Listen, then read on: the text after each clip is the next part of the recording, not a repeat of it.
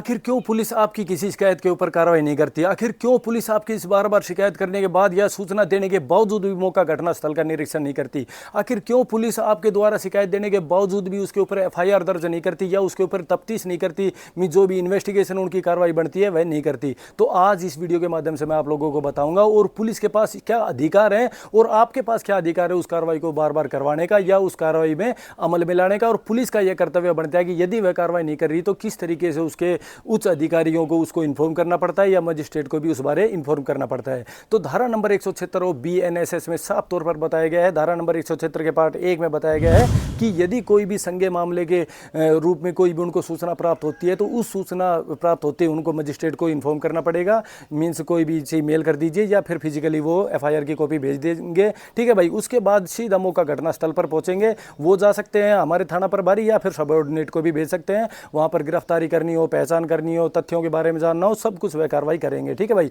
अब बात आती है कि इसमें अपवाद है दो, कब वो मौका घटनास्थल का निरीक्षण नहीं करेंगे और कब वह कार्रवाई नहीं करेंगे।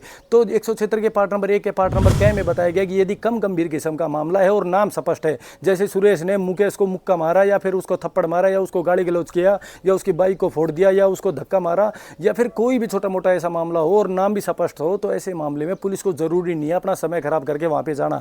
वह उनको सम्मन पे भी बुला सकती है आरोपी को और अपने थाने में या फिर उसके घर पे भी जाके पूछताछ कर सकती है भाई, ठीक है। इसी के 176 के पार्ट नंबर 1 के पार्ट नंबर 6 में बताया गया है कि यदि ऐसा मामला है कि जो ग्राउंड ऐसा नहीं है कि एफआईआर दर्ज की जाए या पुलिस उसमें इन्वेस्टिगेट करे, तो पुलिस उसमें कोई भी तफ्तीश नहीं करेगी। कैसे मामले? पैसे वाले मामले हो गए, जमीन वाले मामले हो गए। भाई ऐसा कह रहा है कि भाई जमीन मेरा तो एलियंस आता है, मेरे को डरा के भाग जाता है, तो ये कोई मामला हुआ यार तफ्तीश करने का? या फिर ये जो पैसे वाले और जमीन वाले 50% मामले आते हैं, ये भाई सिविल नेचर के मामले हैं। तो पुलिस धारा नंबर 176 के पार्ट नंबर 1 के पार्ट नंबर 6 में बताती है कि उनकी तुरंत उसी समय दरखास्त को क्लोज करके और सीधा उनको मजिस्ट्रेट के पास भेज सकती है। हाँ, उनको उसको बताना पड़ेगा, एक लेटर लिखना पड़ेगा कि भाई आपका मामला सिविल मामला था, इसलिए मैंने उसमें कोई भी तफ्तीश नहीं की। परंतु धारा नंबर 176 के पार्ट नंबर 2 में पुलिस जवाबदेह है, पुलिस को अकाउंटेबिलिटी है कि उसको मजिस्ट्रेट को 15 दिन के अंदर अंदर यह रिपोर्ट सौंपनी पड़ेगी कि मैंने इसमें क्यों घटनास्थल का निरीक्षण नहीं किया, क्यों मैंने इसमें कार्रवाई नहीं की, क्यों मैंने इस दरखास्त को क्लोज कर दिया। ये सारी चीज मजिस्ट्रेट को बतानी पड़ेगी और शिकायतकर्ता को भी बतानी पड़ेगी भाई, ठीक है। इसी धारा नंबर 176 के पार्ट नंबर 3 में बताया गया है कि 7 साल से ऊपर की सजा वाले जितने भी मामले हैं, डकैती हो गया, मर्डर हो गया, रेप हो गया, ऐसे मामलों में एफएसएल की टीम को बुलाना वहां पर सबसे जरूरी है।